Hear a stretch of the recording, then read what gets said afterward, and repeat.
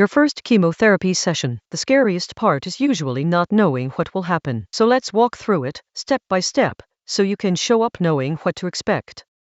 First, what chemotherapy actually is. Chemo is medicine that targets fast-dividing cells, which is what cancer cells do. The catch is that some of your healthy cells divide quickly too.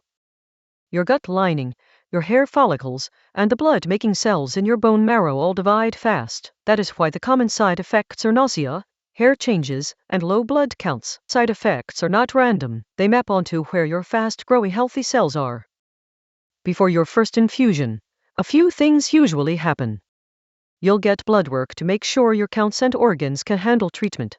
And many people get a port, a small device placed under the skin of the chest that connects to a vein, so the team isn't sticking your arm every visit.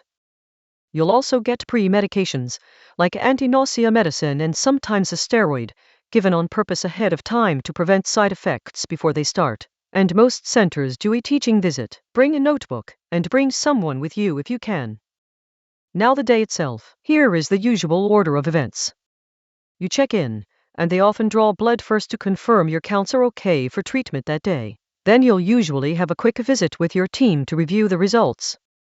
You'll be brought to a treatment chair. The pre-medications go in first, and they can make you drowsy. Then the chemotherapy runs. How long depends entirely on your regimen, from under an hour to several hours. A nurse monitors you the whole time, especially with that first dose. Plan for the day to run long, and arrange a ride home.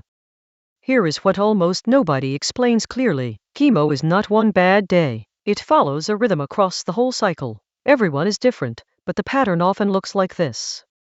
In the first day or two you often feel okay, partly because of the steroids. Around days 2 to 5 is when fatigue and nausea tend to peak. Take your anti-nausea medicine on schedule. Do not wait until you feel sick, because prevention works far better than catch up. Around days 7 to 14, your blood counts usually dip to their lowest point. This is called the nadir. Your infection-fighting cells can be low, so this is the window to avoid sick contacts and to watch closely for fever. Toward the end of the cycle, counts recover and many people feel close to normal again. This is the most important part. A fever of 100.4 Fahrenheit or 38 Celsius or higher can be an emergency, because your body may not be able to fight infection normally. Other reasons to call include shaking chills, not being able to keep fluids down, or uncontrolled vomiting or diarrhea.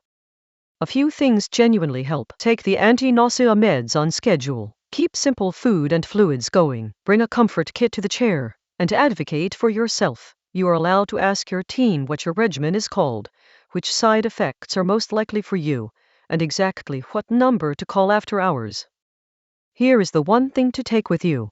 Chemo follows a rhythm, side effects are mostly predictable, and a fever is the one thing you never sit on. If this helped, subscribe and share it with someone starting treatment. Take care of yourself, and I'll see you in the next one.